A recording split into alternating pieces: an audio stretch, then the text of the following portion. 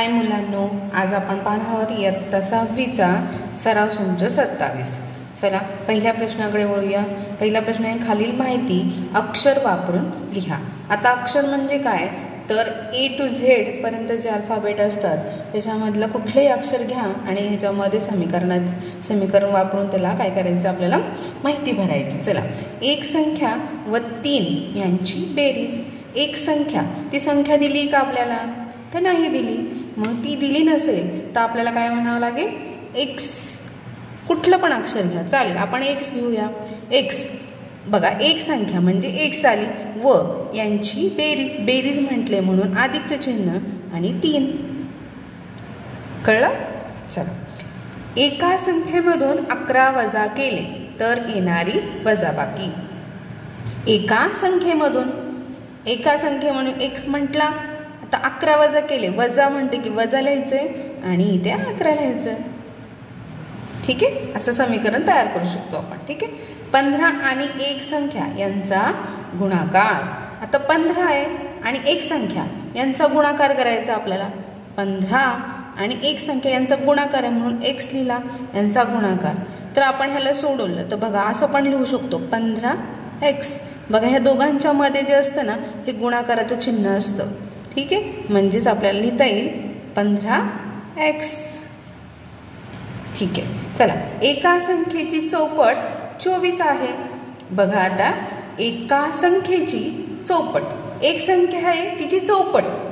बघा, एक संख्या आहे तिची चौपट म्हणजे 4 वेळा ती संख्या म्हणजे चौपट. आता समजा 2 असेल, 2ची चौपट असं. म्हणजे आता एक संख्या आहे, कोणती संख्या आहे ती माहीत नाही, एक्स लिहिलं, त्याची चौपट म्हणजे 4. चौपट किती, ह्यांची चौपट किती आहे 24. बरोबर लिहिलं 24. आता ह्या दोघांचा जर गुणाकार केला आपण, बघा 4 1 म्हणजे x, 4x बरोबर 24. हे असं आपल्याला उत्तर आपण लिहू शकतो. चला, प्रश्न आपण दुसऱ्याकडे जाऊया.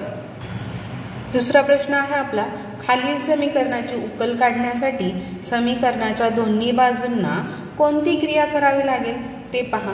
आता दोन्ही उकल काढण्यासाठी कोणती क्रिया करावी लागणार ते बघायचं आपल्याला. बघा, आता सांगते तुम्हाला, अधिक असेल, बघा आता इथे बरोबरचे चिन्ह दिसते. बरोबरचे चिन्ह म्हणजे बरोबरचे चिन्ह आणि ही उजवी बाजू आणि ही डावी बाजू. आता उजवी बाजू आणि डावी बाजू ह्या समीकरणाच्या झाल्या 2 बाजू, ही पहिली ही दुसरी. ठीक आहे, ह्या दोन बाजूंची उकल काढण्यासाठी म्हणजे उत्तर काढण्यासाठी आपल्याला कोणती क्रिया करावी लागेल ते आपल्याला बघायचे. बघा, अधिक असेल, इथे काय अधिक 9 आहे, तर बरोबर चिन्हाच्या दुसरीकडे जर जाणार असेल तर तो होतो वजा. अधिकचा काय होणार आहे वजा. बघा, अधिकचं काय होणार आहे वजा. आणि जर वजा असेल तर वजाचा होणार आहे अधिक. आणि गुणाकार असेल तर बरोबरच्या चिन्हाच्या तिकडे जाताना होतो भागिले. आणि भागिले असेल तर बरोबर चिन्हाच्या दुसऱ्या बाजूला जाताना तो गुणिले होणार आहे. हे तुम्ही लक्षात ठेवा, खूप महत्त्वाचे. अधिकचं होणार आहे वजा असेल तर अधिक होणार, गुणाकार असेल तर भागिले होणार, भागाकार असेल तर गुणिले होणार. आता इथे बघा, अधिक आहे तर काय होणार आहे वजा. म्हणजेच आपल्याला काय करावं लागेल, इथे अधिक आहे तर बरोबर चिन्हाच्या दुसरीकडे जाताना त्याचा होतो वजा.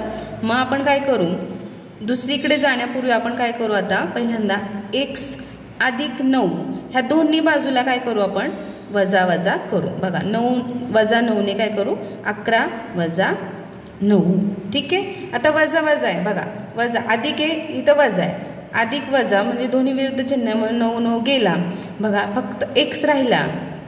बरोबर, 11 तर 9 गेले तर उत्तर आपलं 2 आलं. म्हणजेच x ची किंमत काय आली 2 आली.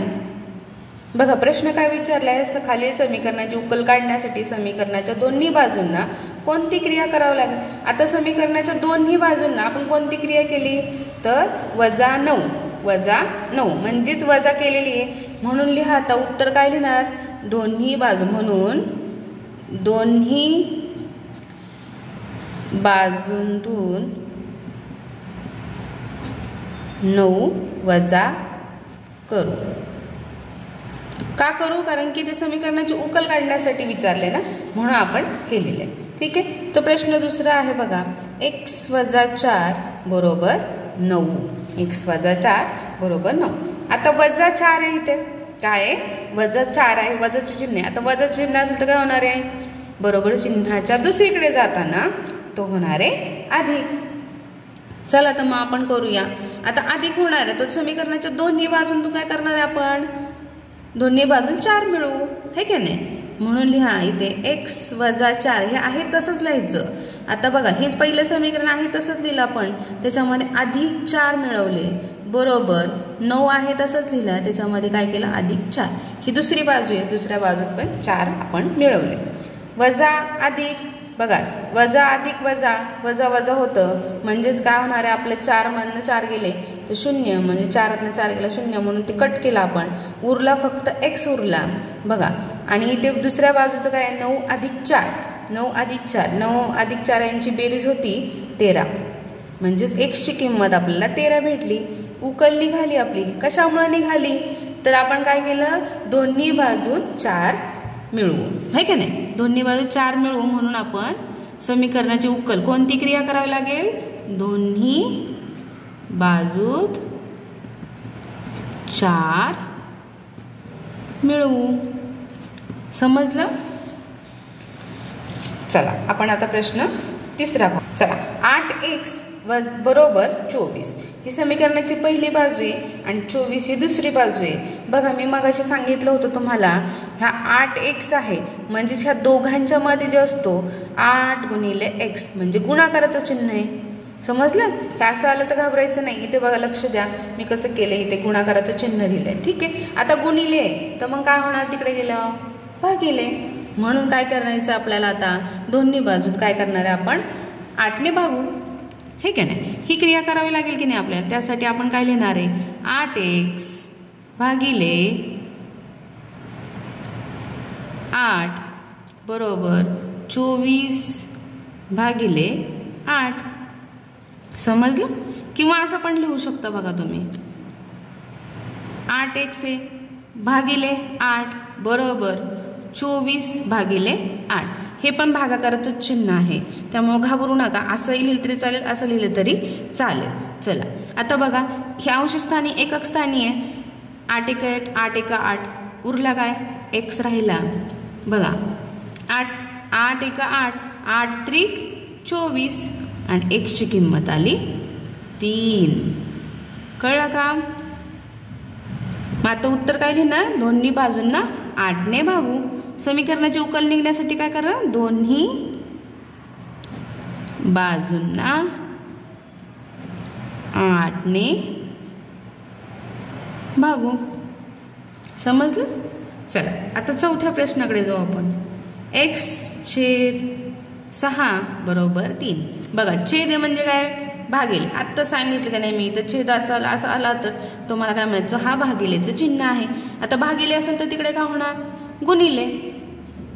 मग गुणिले करण्यासाठी काय करावं लागेल, आपल्या दोन्ही बाजूंना 6ने गुणू. बघा x छेद 6 गुणिले 6 बरोबर 3 गुणिले 6. बघा हा छेदस्थानी हा अंशस्थानी, 6 एक 6, 6 एक 6, उरला फक्त x बरोबर 3 सक 18. x ची किंमत मिळाली तुम्हाला. चला मग आपण उत्तर काय लिहिणार आहोत, समीकरणाची उकल निघण्यासाठी दोन्ही बाजूंना 6ने गुणू. दोन्ही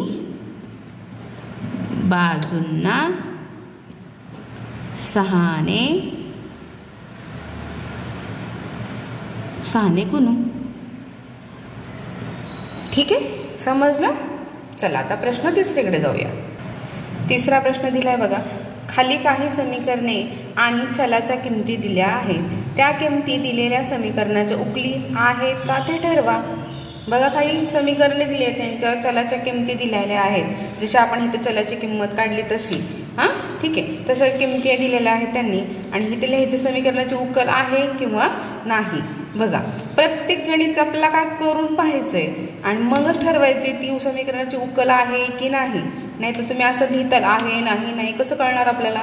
त्यासाठी प्रत्येक गणित आपल्याला काय करावं लागेल, सोडवावं लागणार आहे आणि मगच आपण लिहायचं इथे आहे किंवा नाही.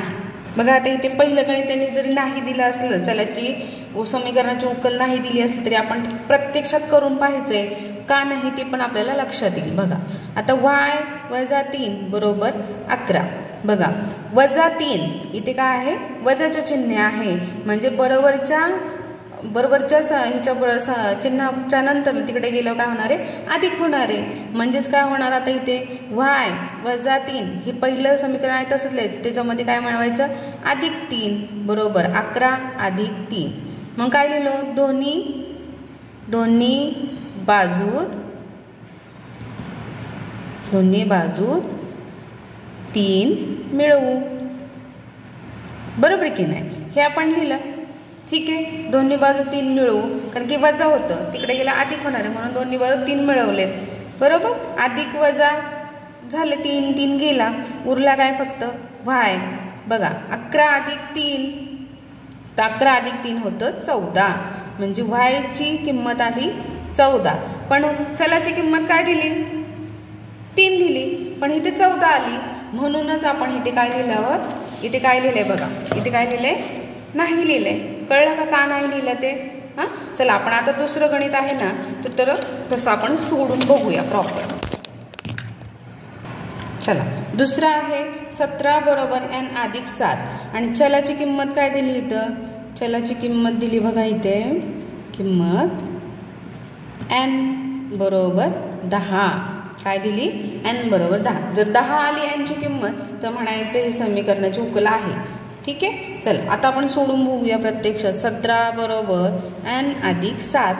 आता इथे +7 दिसतोय बघा, समीकरण इकडे पण येऊ द्या आणि तेव्हा इकडे येऊ द्या, तुम्हाला तीच क्रिया करायची आहे. ठीक आहे, आता +7 आहे, म्हणजेच आपल्याला काय करावं लागेल, दोन्ही बाजूतून 7 वजा करू, कारण की इथे अधिक आहे, अधिकच्या उलट वजा होणार आहे. म्हणून लिहा इथं दोन्ही बाजूतून 7 वजा करू. हे समजलं पाहिजे, हे समजलं तुम्हाला की नक्की तुम्हाला येईलच. बघा 17 फक्त आहे, 17 म्हणजे -7 करावं लागेल. ही समीकरण दुसरं आहे तसंच लिहायचं, n + 7 - 7. बघा 17तनं 7 गेले, उरतात फक्त 10 आणि बरोबर बघा इथे अधिक आहे, इथं वजा आहे, 7 आहे, मग गेले कट झाले फक्त n. म्हणूनच आपण लिहू शकतो n बरोबर 10, म्हणजेच n ची किंमत काय आली 10. ठीक आहे, आता आपण सगळं सोडून घेऊ आणि मग आपण तक्ता सोडवण्याचा प्रयत्न करू. ठीक आहे, ती बघा तिसरं आहे 30 बरोबर 5x आणि चलाची किंमत काय आहे, तर चलाची किंमत आहे 6, x बरोबर 6. चलाची किंमत दिलेली आहे x बरोबर 6. ठीक आहे, आता x बरोबर 6 येतात का ते पाहू आपण. ठीक आहे, बघा 30 बरोबर 5x. मी अगोदर सांगितलं होतं असं आलं की 5x आलं ना तर म्हणायचं इथं गुणाकाराचं चिन्ह आहे. मग गुणिले असेल तर इकडे गेल्यावर काय होणार, तो भागिले होणार. म्हणून लिहा दोन्ही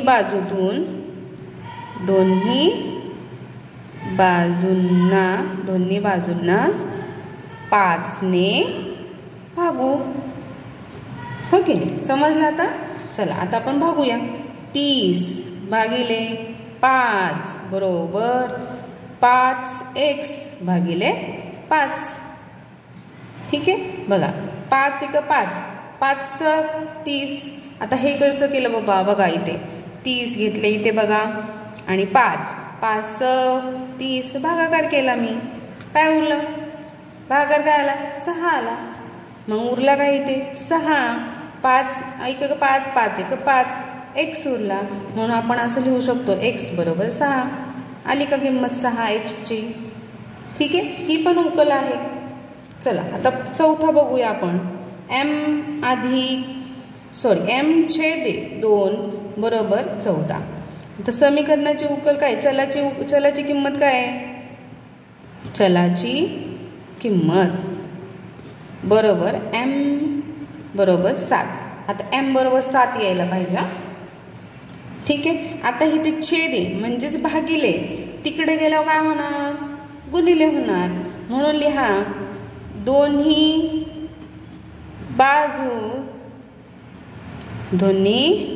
बाजूंना 2ने गुणू.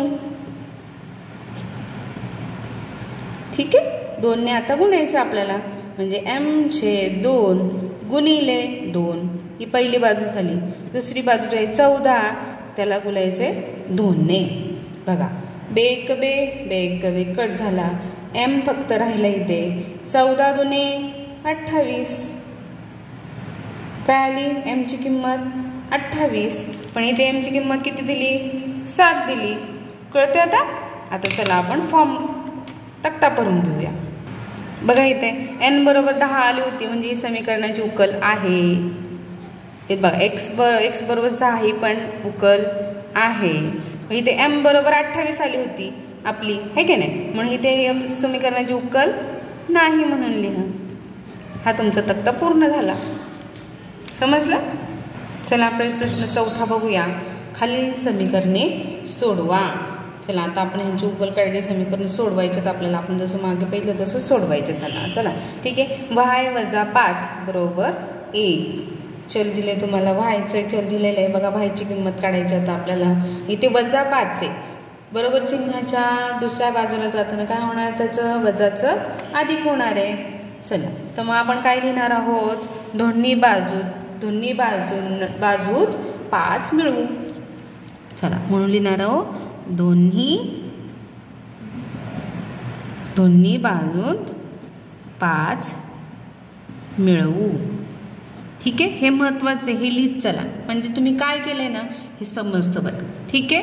बरं, y - 5 ही पहिली बाजू झाली.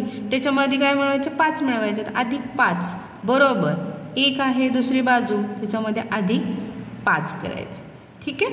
बघा आता हा वजा आहे 5 आहे, हा अधिक 5 आहे, हा कट झाला कारण की या दोघांची वजाबाकी केली तर 0च येते. बघा y बरोबर आता 1 अधिक 5 बरोबर 6, म्हणजेच y ची किंमत आली तुम्हाला y बरोबर 6. झालं आपलं सोडवून गणित. ठीक आहे. चला आता दुसरं बघूया. 8 बरोबर t अधिक 5. 8 बरोबर t अधिक 5. इथे अधिक 5 आहे बघा. चलाच्या बरोबर काय आलंय अधिक 5 आलेले. मग दोन्ही बाजून काय करणार आहे, दोन्ही बाजूतून 5 वजा करू. म्हणून दोन्ही बाजूतून 5 वजा करू. चला मग करूया. पहिली बाजू काय 8 आहे. 8 मधनं काय करायचे वजा 5 करायचे. बरोबरचं चिन्ह आलं. बरोबरचं चिन्ह दुसरी बाजू काय t अधिक 5, त्याच्यामध्ये काय करायचे 5 वजा करायचे. बरोबर 8 मधनं 5 गेले, 3 उरले बघा. आणि इथे बघा t आहे तसंच लिहिला, आणि इथे अधिकचं चिन्ह आहे, इथे वजाचं चिन्ह आहे, हे दोन्ही कट झाले, उरला फक्त t. म्हणून आपण असं लिहू t बरोबर 3 असंही लिहू शकता तुम्ही. व्यवस्थित बॉक्स करून घ्या म्हणजे तुम्हाला समजेल. बघा तिसरं गणित आहे 4x बरोबर 52. 4x बरोबर 52. चला तुम्ही मग असं सांगितलं होतं 4x असेल ह्यांच्यामध्ये गुणाकाराचं चिन्ह असतं. तर मग आता बघा लिहूया आपण 4 गुणिले x बरोबर 52. आता हा गुणिले तिकडे गेल्यावर काय होणार भागिले. तर मग लिहा दोन्ही बाजूंना 4 ने भागू. दोन्ही बाजूंना 4 ने भागू. ठीक आहे. दोन्ही बाजूंना काय केलं आपण 4 ने भागायचे. 4x छेद 4 भागायचे ना आपलं, भागाकाराचं चिन्ह. आणि 52 भागिले 4 किंवा आपण लिहू असेल 52/4. ठीक आहे. बघा 4 1 4 गेला, x राहिला फक्त. आता इथे 52 भागिले 4 आहे. मग भागाकार करू आपण. 4 1 4, 5तनं 4 गेला 1, वरतून घेतला 2, 4 त्रिक 12 आणि बाकी आली 0. म्हणजेच x ची किंमत काय आली 13. समजलं. चलाची किंमत काय आली तर 13 आली. ठीक आहे. चौथं पाहूया आपण. 19 बरोबर m - 4. आता इथे वजा आहे बरोबर चिन्हाच्या दुसरीकडे गेलं काय होणार आहे अधिक. मग दोन्ही बाजू 4 मिळवू म्हणून दोन्ही बाजून 4 मिळवू. बघा पहिली बाजू 19 त्याच्यामध्ये मिळवायचं आपलं 4 बरोबर m-4 आहे तसं त्याच्यात मिळवायचं अधिक 4. 19 बघा 19 मध्ये 4 मिळवले तर आपलं उत्तर येतं 23 आणि हे अधिक अधिक अधिक वजा गेला तर m राहिला म्हणजेच आपलं उत्तर आलं m बरोबर 23. व्यवस्थित एका खाली एक लिहून घ्या म्हणजे तुमच्या लक्षात राहील. 5वा आहे बघा p/4 बरोबर 9. आता p/4 आहे म्हणजे भागिले आहे म्हणजे तिकडे गेल्या काय होणार आहे गुणिले म्हणून लिहा दोन्ही बाजूंना 4 ने गुणू. दोन्ही बाजूंना 4 ने गुणू.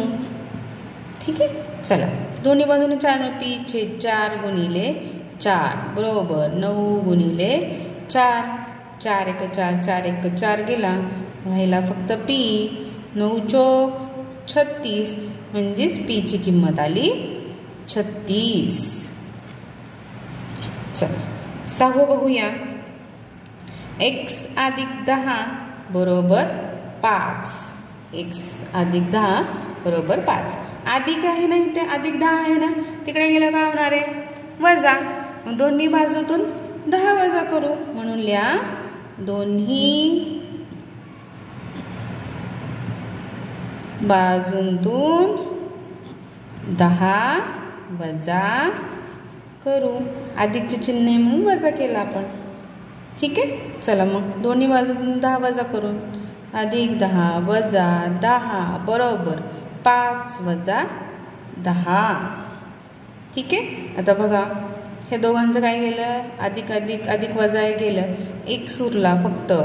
बघा इथनं 10तनं 5 गेले 10तनं 5 गेले बघा 5तनं 10 जात नाही ना मग 10तनं 5 घालवले बघा म्हणजे किती आले 10तनं 5 गेले 5 उरतात.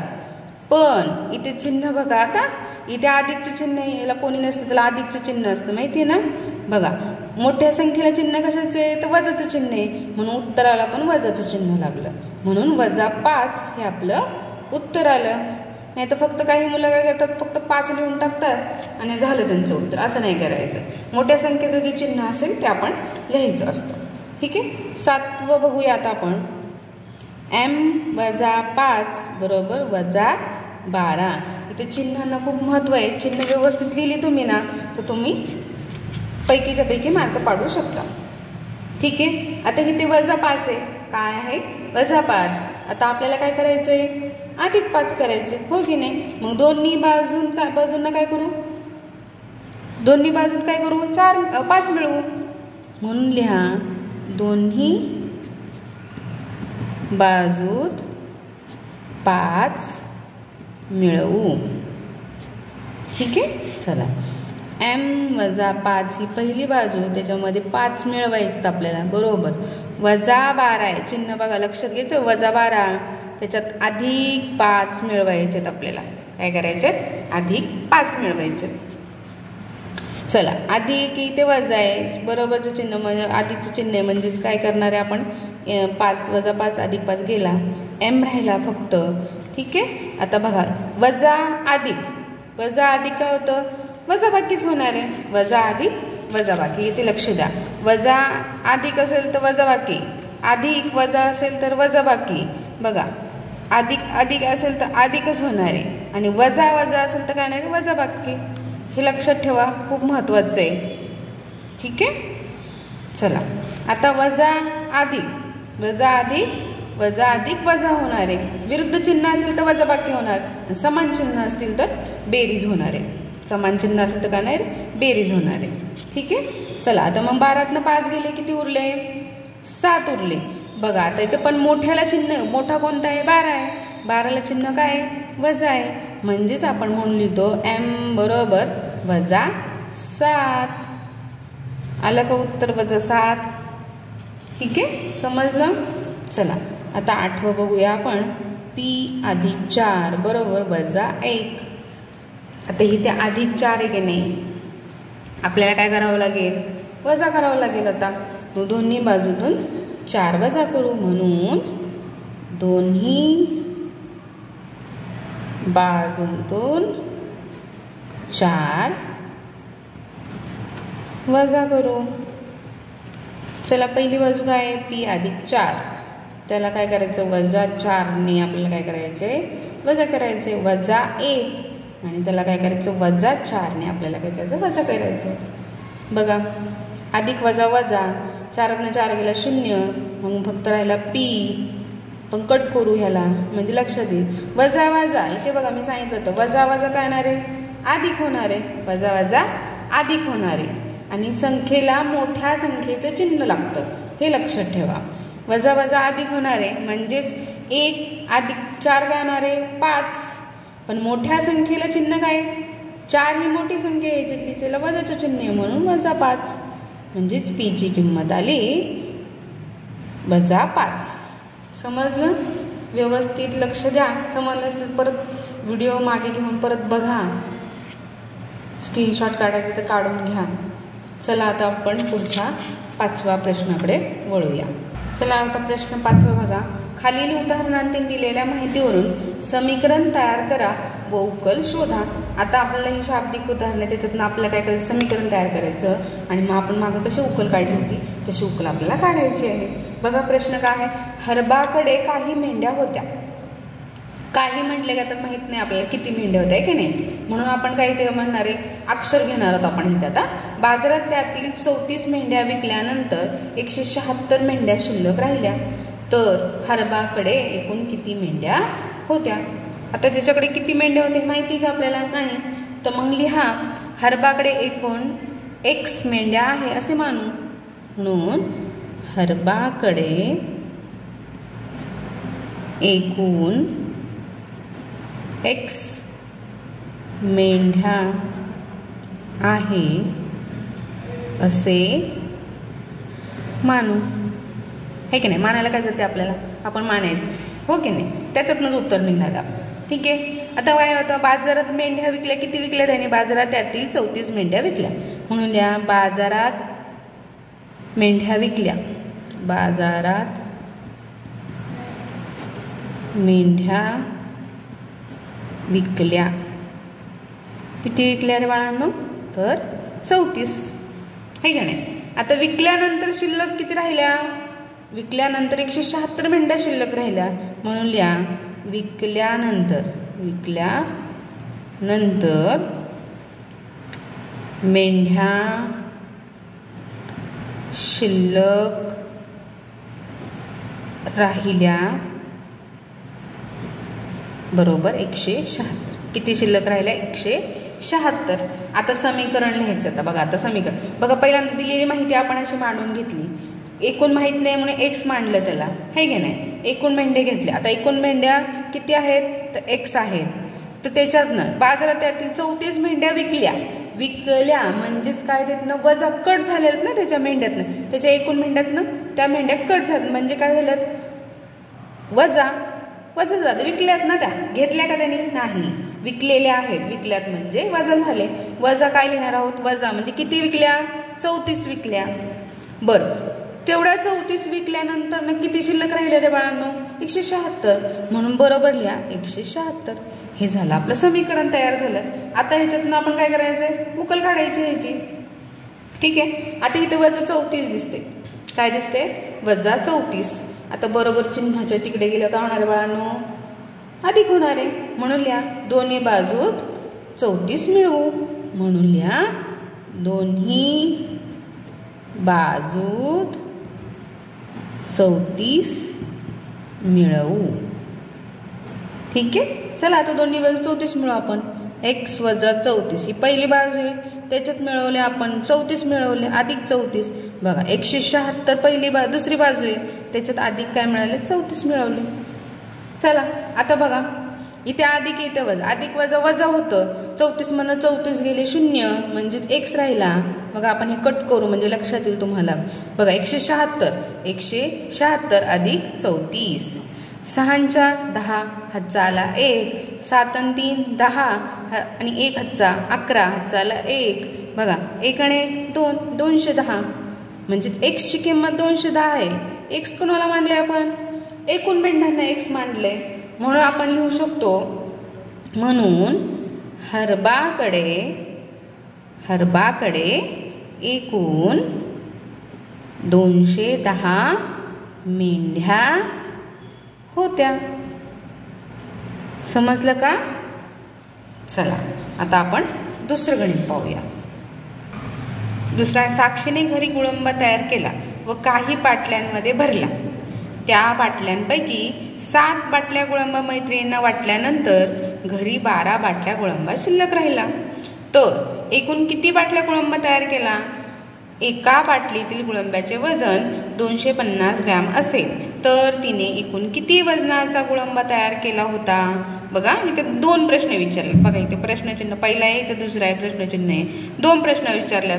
पहिल्यांदा काय लिहायचे? एकूण किती बाटल्या गुळंबा तयार केला. तर पहिल्या प्रश्नाचं आपण पहिल्यांदा उत्तर काढू. चला आपण लिहूया. आता इथं गुळंबाच्या बाटल्या किती आहेत माहीत नाही आपल्याला, एकूण आहे का नाही, एकूण काढायचं. म्हणून आपण लिहा साक्षीने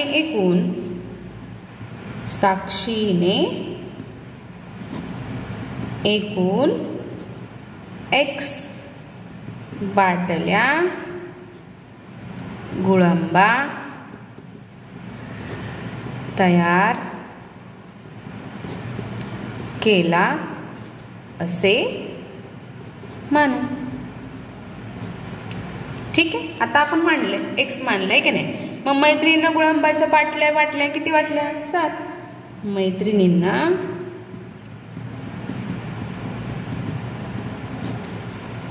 गुळंबाच्या बाटल्या वाटल्या किती? 7 आहे का नाही. शिल्लक राहिल्या किती? शिल्लक राहिल्या 12 हे की नाही. चला आता समीकरण तयार करू. एकूण किती बाटल्या होत्या? एक्स होत्या आहे की नाही. त्याच्यामधल्या बाटल्या किती वाटल्या तिने? 7 वाटल्यात ना, दिल्यात त्या, तिच्याकडनं त्या गेल्यात आहे की नाही. म्हणजेच काय लिहिणार? वजा 7 गेले म्हणजे तिच्याकडे नाही येते आता 7, उरलेत किती? 12, म्हणून बरोबर 12. आता बघा समीकरण तयार झालं. आता समीकरण तयार झालं काय? वजा 7 आलं इकडे, म्हणजे बरोबर चिन्हाच्या तिकडे गेलं बघा ना, अधिक 7. म्हणून लिहा दोन्ही बाजूत 7 मिळवू हे की नाही. दोन्ही बाजूंना 7 मिळवू आपण आता. म्हणून लिहा एक्स वजा 7 अधिक 7 बरोबर 12 अधिक 7.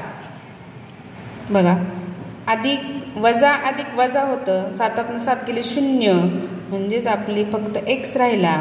बरोबरचं चिन्ह 12 आणि 7 19, म्हणजेच एक्स बरोबर किती झाल्या? 19. म्हणजेच आपण आता लिहू शकतो. म्हणून साक्षीने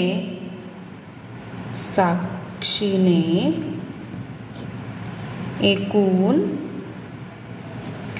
19 बाटल्या गुळंबा तयार केला.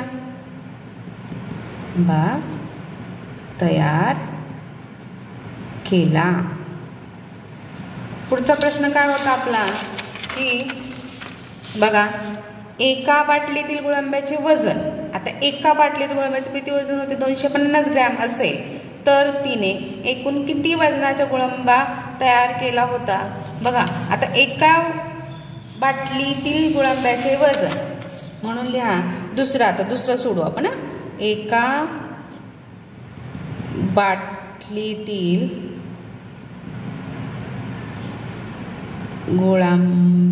गुळंबाचे वजन किती होते रे? 250 ग्रॅम हे का नाही. एका बाटलीतील अशा किती बाटल्या होत्या? एकूण बाटल्या आत्ताच काढला आपण, किती होत्या? 19. म्हणजे एका राहिलं ग्रॅम लिहायचं राहिला 250 ग्रॅम. ठीक आहे. एकूण बाटल्या 19 होत्या म्हणजे एका बाटलीचं वजन 250 ग्रॅम. तर 19 बाटल्या किती? तर इथं करावं लागेल आपल्याला गुणाकार.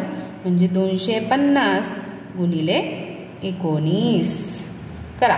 19चा पाडा येत नाही मग 9चा पाडा 9 0 0 9 5 45 हातच्या आला 4 9 9 दुने 18 18 आणि 4 18 19 20 21 22. ठीक आहे. एक आपण देवाला शून्य देऊन टाकतो. एक घर बंद करतो आपण. 1 0 0 1 5 5 1 दुने 2 ह्यांची करायचं आपल्याला आता बेरीज. 0 0 5 0 5 बघा 2 आणि 5 7 आणि 2 2 2 4. ठीक आहे. इथं किलोग्राम किती येणार? किलोग्राम. ठीक आहे. म्हणजेच आता आपल्याला काय लिहावं लागेल? 4750 काय आहे? 4750 किलोग्राम एकूण होत्या. एकूण बाटल्यांचं वजन होतं. म्हणून लिहा. म्हणून एकूण 4750 किलोग्राम वजनाचा गुळांबा तयार केला होता.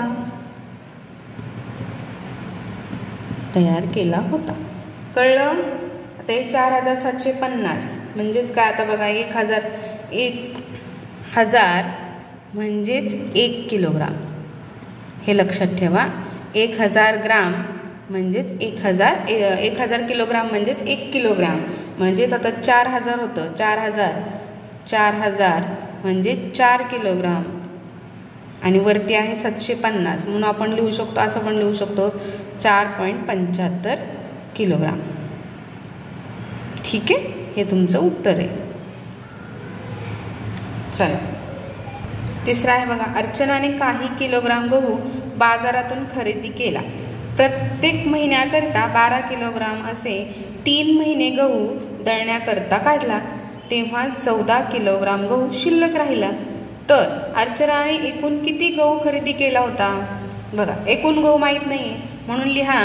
आपण लिहू शकतो अर्चनाने बाजारातून एकूण खरेदी केलेला गहू x मानू. अर्चनाने बाजारातून एकूण खरेदी केलेला गहू x मानू. हो की नाही? पुढे काय लिहिले बघा.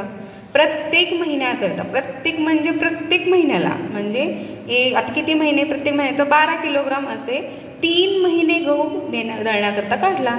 आता बघा तिने काय केले? असे 3 महिने 12 किलोग्राम प्रत्येक महिने 12 12 12 असे किती महिने? 3 महिने. 3 महिने काय काढला? गहू दळण्याकरता काढलाय. मग गहू दळण्याकरता काढलाय बघा. आता गहू 3 महिने गहू दळण्याकरता काढला. 3 महिन्यासाठी 3 महिन्याकरता 3 महिने गहू दळण्याकरता काढला. किती काढला रे बाळांनो? पहिले प्रत्येक महिने 12 किलोग्राम माहिती आहे. 12 किलोग्राम असे किती महिने? तर 3 महिने म्हणजे 12 त्रिक 36 म्हणजे 36 किलोग्राम गहू तिने काय केला? 36 किलोग्राम गहू तिने काय केला? 3 महिने तिने काय काढला? 36 किलोग्राम गहू काढला. तर आता काय सांगितलं? एकूण किती? मग दळण्याकरता एकूण किती काढला? आता चला समीकरण तयार करू आपण ह्याचं. बरं ठीक आहे. पहिलं काय म्हटलंय? x म्हटलंय. ठीक आहे. एकूण गहू x आहे बरोबर. 3 दळण्याकरता किती काढला गहू? म्हणजे कमी केला ना तिने म्हणजे 36 वजा 36 बरोबर. शिल्लक किती राहिला? 14 किलोग्राम म्हणजे 14 लिहा. आता इथे माहिती आहे तुम्हाला वजा 36 आला मग तिकडे गेला अधिक होणार म्हणून लिहा. दोन्ही बाजूत 36 मिळवू. ठीक आहे. चला पहिली बाजू x वजा 36 त्याच्यामध्ये काय अधिक 36 मिळवले. 14 वजा 36 बघा अधिक वजा वजा होतं, 36मधनं 36 गेले, 0 राहतात. 36 केला आपण कट करून ठेवू. एक्स बरोबर आता 14तनं 36 जाणार का नाही, 36मधनं 14 घालवा, 36मधनं 14 घालवा. 6तनं 4 गेले, 2 उरला. 3तनं 1 गेला, 1 उरला. म्हणजेच उत्तर आलं आपलं 12. काय आलं 12. पण इथे काय आहे, मोठ्याचं चिन्ह काय आहे म्हणून -12. सॉरी इथे मिळवायचे बघा अशी चूक होते, चिन्हांची काय होते चूक होते. इथे अधिक करायचे बघा. आता आपल्याला 6 आणि 4 इथे बघा 10 हातचा आला 1, 3 आणि 1 4 आणि 1 5 50. बघा इथे 50 येते उत्तर. म्हणजे एक्स बरोबर काय येणार आहे 50. म्हणजेच अर्चनाने एकूण 50 किलोग्राम गहू खरेदी केला होता. म्हणून लिहा अर्चनाने एकूण 50 किलोग्राम गहू खरेदी केला होता. थोडे चुका होतात बघा, थोडं लक्ष द्या बघा. माझ्याकडनं पण चूक झाली ती तुम्ही करू नका बरं का. इथे अधिक होतं बघा, मी इथे वजा काही वजा दिलं होतं. ठीक आहे. आता ह्यांची बेरीज केली, आपले काय एक्सची किंमत 50 आली. म्हणून लिहा अर्चनाने एकूण 50 किलोग्राम गहू खरेदी केला होता. व्यवस्थित स्क्रीनशॉट काढून घ्या. नसेल कळलं तर परत व्हिडिओ तुम्ही काय करा, मागे जाऊन परत बघू शकता. ठीक आहे. व्हिडिओ आवडल्यास नक्की लाईक शेअर सबस्क्राईब करा आणि भेटूयात पण पुढच्या व्हिडिओमध्ये. तोपर्यंत बाय.